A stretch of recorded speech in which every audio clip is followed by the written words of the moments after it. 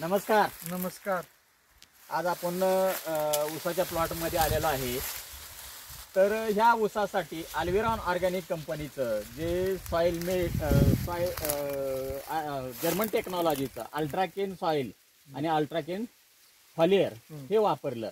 तर ह्या ऊसासाठी तुम्ही किती फवारण्या आणि किती पाण्यातून डोस केले? पहिलं आपलं नाव सांगा. नाव महत्वाचं आहे. नाव अनिल मारुती गुळदगड, तालुका पंढरपूर, जिल्हा सोलापूर, मुक्काम पोस्ट शेवते. बर, ह्या ऊसासाठी किती फवारण्या केल्या? त्या ऊसासाठी 2 फवारण्या केल्या आणि 2 आळवण्या केल्या. 2 आळवण्या केल्या. बर, ज्यावेळी फवारणी आणि आळवणी झाली त्यावेळी तुम्हाला काय फरक जाणवला? म्हणजे फुटव्यामध्ये किंवा काळोखीमध्ये? मी पहिली फवारणी केली तर 3-4 दिवसामध्ये काळोखी यायला चालू झाली. हा, आणि वाढ बी दिसायला लागली आणि खालून फुटवे. यायला बर, आज हे फवारणी आळवणी झाल्यामुळं एका बेटामध्ये साधारण किती फुटवे तुम्हाला दिसले? जरा मोजून दाखवा की.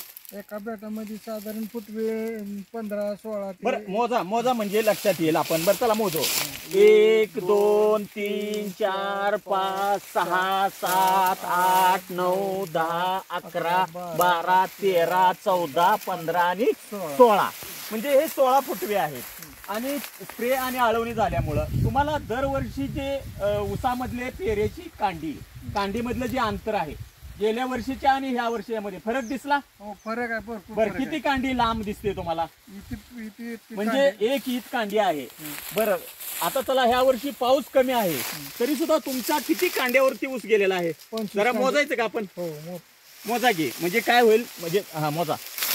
1 2 3 4 5 6 7 8 9 10 11 12 13 14 15 16 17 19 20 21 22 कांडे. म्हणजे 23-24 कांड्यावरती ऊस गेलेला आहे.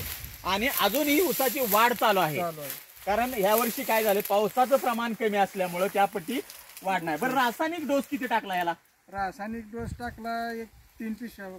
फक्त 3 पिशव्या रासायनिक डोस टाकला आणि 2 आळवण्या आणि 2 स्प्रे केलेले आहेत. साहेबांनी तुम्हाला 3 फवारण्या आणि 3 डोस सांगितले होते, तरी सुद्धा तुम्ही त्या पद्धतीनं केलेलं नाही. तरी सुद्धा अतिशय चांगल्या पद्धतीनं तुम्हाला रिझल्ट या ठिकाणी दिसलेला आहे. तुम्ही हे वापरल्यामुळं समाधानी आहात? समाधानी. बरं, इतर जी शेतकरी आहेत तुमच्या आजूबाजूला शेतकरी आहेत, पावणे रावळे गाव या ठिकाणी, त्या लोकांसाठी तुमचा काय सल्ला असेल? त्या लोकांनी सुद्धा सगळ्यांनी वापरावं बघून. आणि हे औषध चांगलं आहे आणि शेतीला ऑर्गॅनिक खत असल्यामुळं कार्बन राहते शेतीमध्ये. म्हणजे कार्बनचं प्रमाण वाढल्यामुळे उत्पन्नामध्ये वाढ होते आणि रासायनिकमुळे शेतीचं उत्पन्न वाढत नाही, घटतंय. म्हणजे त्यामुळे तुम्हाला त्या पद्धतीनं चांगला रिझल्ट मिळालेला आहे. तुम्ही समाधानी आहात? एकदम समाधानी. जरी ह्या अल्विरॉन कंपनीला तुम्ही मुलाखत दिली त्याबद्दल धन्यवाद.